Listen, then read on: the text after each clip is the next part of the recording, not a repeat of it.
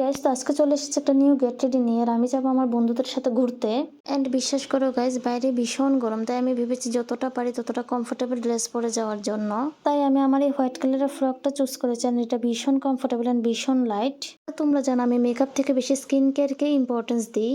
এখন যে ওয়েদারের হিট এন্ড বাইরে যে পলিউশন, আমাদের নিশ্চয়ই স্কিন কেয়ারটা করা দরকার। সো ফার্স্টে আমি গুড ভাইবসের ভিটামিন সি টোনারটা দিয়ে দিলাম এবং টোনারটা শুকিয়ে নেওয়ার পর গুড ভাইবসের ভিটামিন সি সিরামটাও দিয়ে দিলাম।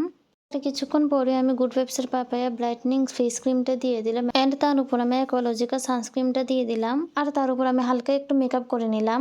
মেকআপে ফার্স্টে আমি মেবলিনের ফিটমি 128 শেডের ফাউন্ডেশনটা লাগিয়ে নিলাম। ফাউন্ডেশনটা লাগাবার পর ব্লেন্ডার দিয়ে ভালোভাবে হালকা হাতে ব্লেন্ড করে নেব।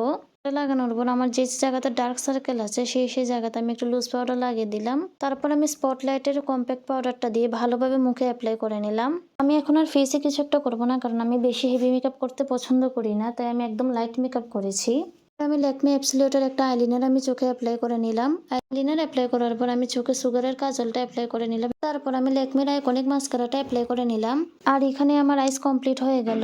তারপর আমি ঠোঁটে মার্সের নিউড শেডটা অ্যাপ্লাই করে নিলাম। এবার তোমরা বলবে স্কিন কেয়ার কি শুধু ফেসে, বডির জন্য নয়? দাঁড়াও, বডিতে আমি ইউজ করব গুড ভাইবসের হোয়াইট স্পেকট্রাম সানস্ক্রিন লোশনটা। এট লাস্ট আমি ওয়াচ অ্যান্ড আমার এক গাদা পারফিউম দিয়ে আমি আমার গ্যাটারিটা এখানেই শেষ করলাম। এই হচ্ছে আমার ফাইনাল লুক। তো তোমাদের কার কেমন লাগলো নিশ্চয়ই আমাকে কমেন্ট করে জানিও। এবং আমি ঘুরতে গিয়ে কি করেছি এটা আমার লং ভিডিওতে আপলোড করা আছে, তোমরা চাইলে চেক আউট করে নিতে পারো। যদি এই ভিডিওটা ভালো লেগে থাকে তাহলে লাইক করো এবং আমার এই চ্যানেলটাকে সাবস্ক্রাইব করো। Thank you guys, bye by.